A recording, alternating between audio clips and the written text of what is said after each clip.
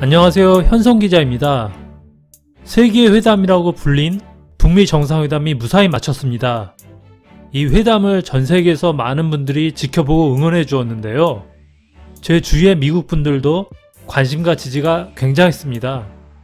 오늘은 국제정치 전문가인 노스이스턴 대학교 심원천 박사를 연결해서 종합적인 평가를 들어보려고 합니다.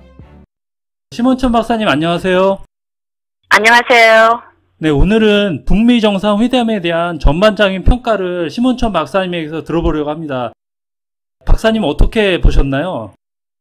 많은 분들이 기대에 부응하지는 못했지만 상당히 원만한 회담이었습니다. 그리고 구체적으로는 미국은 북한에 대해서 체제 보장, 북한이 원했던 그 체제 보장을 한 것 같고요. 그리고 북한은 미국에서 완전한 비핵화, 이렇게 화답을 했기 때문에 어떻게 보면은 윈윈이라고 그렇게 평가를 할 수가 있습니다. 물론 가장 큰 문제는 이번 회담은 아주 구체적인 내용이 없었고 톱다운 형식 그리고 총론 얘기에서 그쳤다는 데서 아주 어떤 분들이 비판은 많았습니다. 하지만은 이번은 두 정상이 총론에 대해서 동의를 하고 그 강론 얘기는 차기 회담에 기대를 하는 것을 그렇게 봅니다. 그래서 구체적인 내용을 보면은 이번 북미 정상회담 합의문은 사실 그 4.27 남북 판문점 선언의 연장선이라고 그렇게 봅니다. 그런 점에서 미국 내 강경론자들이 원했던 그런 CBID가 포함되지 않았었고 그 대신 단계적인 비핵화 구축이라는 데 합의를 했었고요. 그리고 또 하나 중요한 것은 우리 한국 정부가 원했던 강조했던 점 그게 뭐냐면은 평화체제 피스 레짐이라는 데서 트럼프 대통령이 아주 중요시했다는 데서 이번에 문재인 정부가 그동안 강조했던 그런 원칙들이 배려가 되었다는 점에서 그 한국 정부의 외교 승리라고도 볼 수 있다고 그렇게 제가 평가가 되고 있습니다.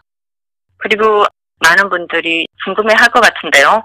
금년 내 아마 그 종전선언이 나올 것 같습니다. 특히 9월 유엔에서 남북한 그리고 미국 종전선언이 있고 그 다음에 그렇게 종전선언이 되면은 평화협정을 위한 그리고 또 항구적 평화체제를 위한 그렇게 한 발자국 더 갈 수 있는 그런 발전을 할 수 있다는 데서 그런 점에서 보면은 아주 윈윈이라고 그렇게 볼 수가 있는 것 같습니다.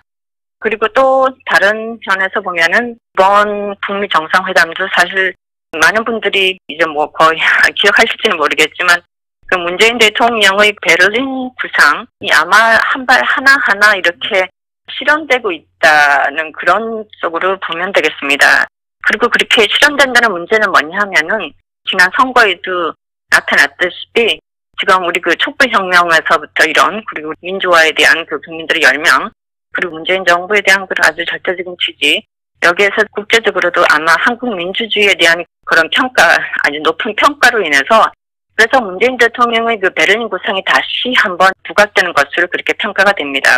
구체적으로 보면은 냉전 구조, 한국 전쟁을 종식하고 냉전 구조 체제 해체 그리고 항구적인 평화 정책 그리고 통일 의지의 구체적인 표현을 트럼프 대통령이 아마 그 역사적으로는 미국 대통령으로서 처음으로 조금 구체적인 그런 진보적인 그런 발걸음을 했다고 그렇게 볼 수 있습니다. 사실 그렇잖아요. 저뿐만 아니라 트럼프 대통령을 지지하지 않은 많은 분들도 사실 이 트럼프 대통령이 북미 정상회담 때 보인 그런 자세 그리고 그 결과에 대해서는 우리가 그 모든 문제를 떠나서 약간 이렇게 포지티브하게 긍정적인 평가를 할 수 있다는 그런 생각이 듭니다.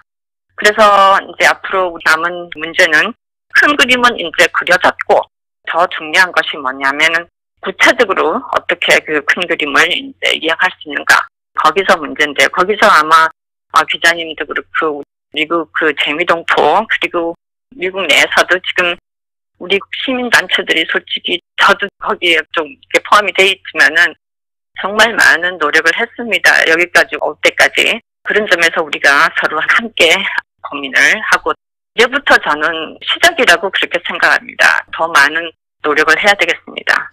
아까 말씀 중에서 제 주변에 봐도 트럼프 대통령을 지지하는 민주 세력에 계신 분들이 더 많아졌습니다. 자, 그러면 다음 질문으로는 이번에 북미 정상회담에 대한 그 미국 내 반응을 듣고 싶습니다. 미국의 진보 세력과 그다음에 보수 세력의 반응은 어떤지요?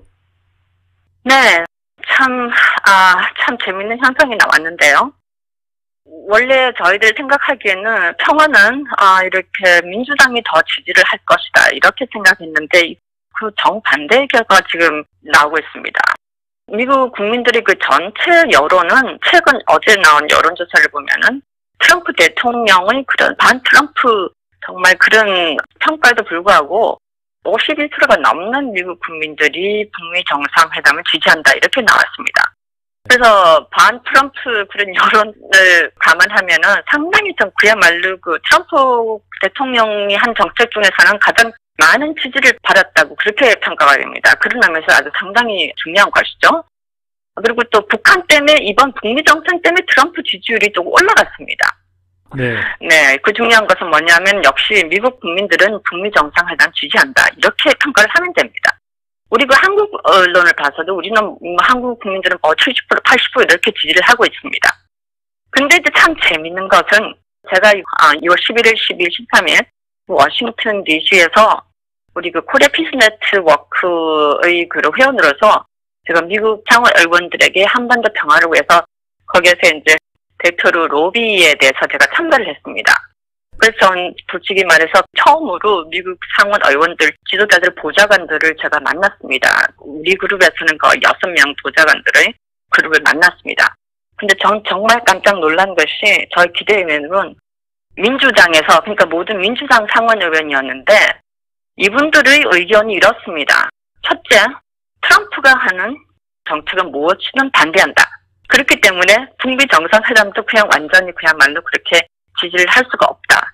북미 정상회담 그렇게 그 역사적인 성공이었다는 그 국제적인 그 지지에도 불구하고 그 다음날 이 상원 의원들을 방문을 했었는데 이분들은 이미 벌써 비판을 하려는 자세가 있었습니다. 그래서 전 깜짝 놀랐고요. 제가 그래서 미국 그 상원 의원들을 보좌관들을 만나서 이 사람들에게 정말 감히 상상을 해보라. 65년 동안 한국 전쟁은 끝나지 않았다. 수천만 이상 가족들, 그분들의 애환, 그분들의 아픔, 도대체 한번 이해를 해보라. 이렇게 아무리 설명을 해도 이 사람들의 얘기는 한마디로 이런 것이었습니다. 트럼프가 하는 정책은 트럼프는 계속 의회 내에서 민주당을 포함한 그런 정책을 하지 않았었고 트럼프는 무조건 반대한다는 거죠. 두 번째는 제가 참 놀란 게 제가 강조하고 싶었던 거는 이번 북미 정상회담이 성공한 것도 그 문재인 대통령의 리더십 그리고 남한의 그 촛불 혁명 그 민주화의 힘이다. 남한은 주권국가다. 이렇게 70%, 80% 남한 국민들이 지지하는 이 평화 프로세스를 왜 미국인들이 지지할 수 없는가 그렇게 얘기를 했습니다. 그 정면 얘기를 했는데 이분들이 참 더 놀란 게 직접적으로 이런 얘기는 하지 않았지만 저 느낌은 미국 의원들로서는 자국의 이익을 보호해야 한다. 이렇게 말씀을 하셨습니다. 그러니까 그건 너희 나라 문제고 우리는 우리 주권, 우리 국익을 추구해야 한다. 그리고 이제 제가 느낀 거는 특히 북한 지도자, 북한 체제에 대한 최악의 혐오, 그리고 북한의 그 인권 문제, 근본 체제에서 그런 불신, 그런 자세가 있었습니다. 유일하게 한국인으로서 제가 그 로비에 참가를 했었는데 아주 정말 실망을 많이 했습니다. 그렇지만은 이제 조금 긍정적으로 평가를 하고 싶은 것은 이분들이 민주당도 사실 솔직히 말해서 트럼프 대통령이 처음이 아니라 사실 그 빌 클린턴 대통령이 처음 북한과 협상을 하지 않았습니까? 그래서 제가 생각하기는 그야말로 우리나라처럼 미국 정치도 그런 거예요. 그러니까 양당이 서로 쟁탈이죠. 거기서 이제 제가 느낀 것은 재미동포, 코리안 아메리칸, 그리고 우리 한국 그 외교, 우리의 힘이 너무나 미약하구나. 이제 앞으로 평화협정이라든가 이런 거를 하려면은 사실 그 미 의회의 그 도움이 필요하거든요. 그죠? 특히 상원. 거기서 지금 저 인터뷰를 많이 우리 한국 내 정치가들, 그리고 우리 재미동포, 그리고 이렇게 듣고 계신다면은 우리가 더 이제 이분들의 미국 의회 그리고 우리가 연대를 더 넓혀야 한다고 그렇게 생각합니다. 미국 민주당에서 너무 부정적으로는 그렇게 생각하시는 마시고 미국 정치 내에 양당 체제이기 때문에 그러니까 한국으로 봐서 예를 들어서 뭐 솔직히 말해서 뭐 새누리당이 그냥 말로 뭐 문재인 대통령 민주당 하는 것마다 거의 다 반대를 했잖아요. 그렇게 네. 보면 됩니다. 무조건 반대하는 거죠. 우리는 한반도의 한국 전쟁, 한민족의 운명이 달린 문제인데 이 미국 내에서는 이것이 미국 내 정치 그런 아주 그 델리킷한 그런 문제가 있구나 그런 생각을 했고요. 그래서 특히 이제 우리 크루미스 교수 유명한 한국학 교수 미국 스칼프드 교수인데 이분이 이제 인터뷰가 나왔는데 지적을 하셨어요. 미국 주류 엘리트들이 트럼프 흔들기를 하고 있다. 흔들기를 하고 있지만 이번에는 트럼프가 옳았다. 왜냐하면 트럼프는 사실 솔직히 말해서 한반도 지식이 없기 때문에 순수한 시각으로 이렇게 본 것 같다. 그래서 1945년 이래 사실 미국이 북한 대화를 계속 거부했잖아요. 네. 거부했고 거의 북한을 인정하지 않았죠. 그런데 이렇게 트럼프가 지난 몇 개월, 7, 8개월 동안 금방 북한과 전쟁을 할 것처럼 얘기하다가 미국 대통령으로 처음으로 북한과 대화를 하니까 그야말로 이제 이번 경우는 미국 주류 엘리트들의 반대보다 이 트럼프가 옳았다 이렇게 이제 평가를 하고 있습니다. 그리고 더 중요한 것은 이것입니다. 이번 평화 프로세스가 너무 중요했던 것이 뭐냐면은 이것이 제가 생각에는 그리고 많은 학자들이 보기는 그 남북한이 주체가 된 첫 평화 프로세스라고 그렇게 평가하고 있습니다. 그래서 제가 여기서 이것을 단독으로 하셔도 되는데요. 노엄 첨스키 교수님과 제가 인터뷰한 것을 한국 언론에는 제가 처음 말씀드리겠습니다. 이것이 뭐냐면은 그 트럼프 대통령이 북미 정상회담 취소하겠다고 그렇게 위협했잖아요. 취소한다고 위협을 했을 때 그때 제가 국제 여성평화 델리게이션으로 제가 그 당시 서울에 있었습니다. 몇 주 전인데 그때 거기 이제 우리 그 워먼 크로스 DMZ 그리고 국제 노벨 위미즈 이니셔티브 이래가지고 이제 거기서 델리게이션으로 한국 갔었는데요. 트럼프가 북미 정상회담 아마 취소할 것이라는 그 위협 너무나 정말 좌절을 해서 당시 그 제가 오랫동안 거의 뭐 15년 넘게 연대를 해온 그 노엄 첨스키 교수님께 이메일을 보냈습니다. 이메일을 보내서 교수님 어떻게 조금 연대의 메시지를 한번 주시겠습니까? 라고 얘기했더니 답장이 왔습니다. 그래서 노엄 첨스키 교수님이 이렇게 말씀하셨습니다. 하면서 제가 지금 미국 언론에서도 그 첨스키 교수님이 연대 성명을 제가 아티클도 썼지만은 첨스키 교수님이 바로 정말 지적을 하신 거예요. 지적하신 게 뭐냐면은 이건 정말 이전에도 없었던 거 아주 새로운 역사적인 순간이다. 왜냐하면 4.27 그 판문점 선언은 남북한이 주체가 되어서 그 문제를 스스로 해결하려는 그야말로 전례 없는 그런 새로운 것이었다. 이거는 한국의 밝은 미래를 약속하는 역사적인 순간이다. 그래서 국제적인 연대 지지가 필요하다. 여기서 첨스키 교수님이 이렇게 관로를 해서 국제연대를 하면서 워싱턴이라고 그러세요. 나중에 연대 그 전문을 제가 드릴 것인데 네. 워싱턴이라고 해요.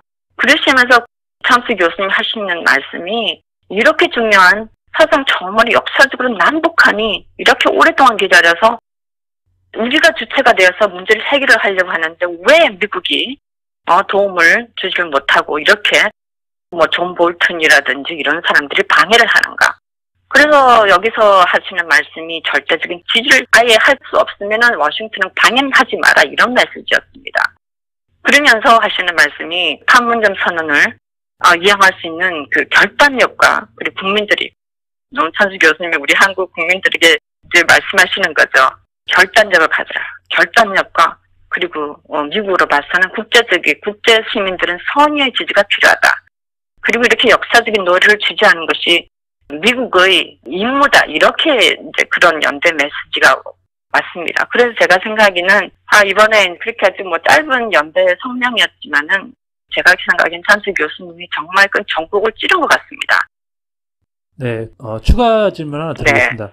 그럼 만약에 네. 이번 돌아오는 이제 11월에 미국의 총선이 있는데요. 선거의 결과에 따라서 또 미국의 대북한 정책이 조금 더 변화될 수 있을까 궁금하고요. 그 다음에 네. 트럼프 대통령이 뭐 20% 비핵화만 돼도 되돌릴 수 없는 지점이기 때문에 그 다음부터는 제재를 풀 수도 있다 이런 식으로 말했는데 만약에 네. 북한이 한 20% 약간의 비핵화를 진행한다면 미국 내의 진보 보수 정치인들의 마음을 좀 더 움직일 수 있을지 이것도 조금 궁금합니다. 네, 그 11월 달 총선, 네. 거기서 민주당이 아마 의회 내 다수당 탈환 그 가능성이 높습니다. 현재로 봐서는.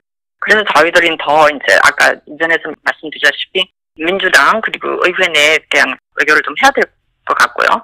그렇지만 마지막 문제는 이겁니다. 제가 보니까 외교는 마지막에는 그 대통령이 하는 겁니다. 국제정치는. 네. 그렇기 때문에 특히 그 트럼프 스타일로 봐서 이 사람은 여태까지 보니까 자기가 어떤 뭘 하겠다 하고는 그걸 한번 번복한 적이 없습니다. 그렇게 예의를 갖춘 건 참 좀 특이한데요. 한마디로 말하면 트럼프 개인적인 북한에 대한 관심이 있고 그 다음에 두 번째는 북한도 김정은 지도자의 그 여러 가지 그 얘기를 하는 걸 보면은 아마 그 변화된 동북아 국제질서 그 다음에 이거를 해서 북한도 그야말로 앞으로 트럼프 차기 대선 이전에 미국이 원하는 그런 정도의 그 비핵화를 아마 할 가능성이 많지 않을까 이렇게 보고 있습니다.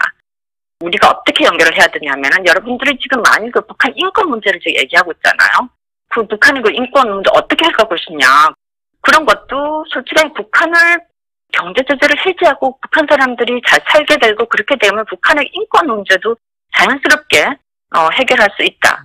이런 식으로 저희들의 의지를 모아서 그래서 국제연대가 더 필요하고 그래서 제가 생각에는 그 트럼프는 그 비즈니스맨이니까 추상적으로 합의는 이렇게 해서는 뭐 안 할 거예요. 이 사람은 이제 구체적인 것을 볼 것인데 그 결과를 우리들이 남북한의 우리들에게 이익이 되도록 하기 위해서는 정말 이제부터가 저희들은 우리 기자님도 그렇고 우리 재미동도 그렇고 우리 한국 내 문재인 정부 이제부터가 시작인 거예요.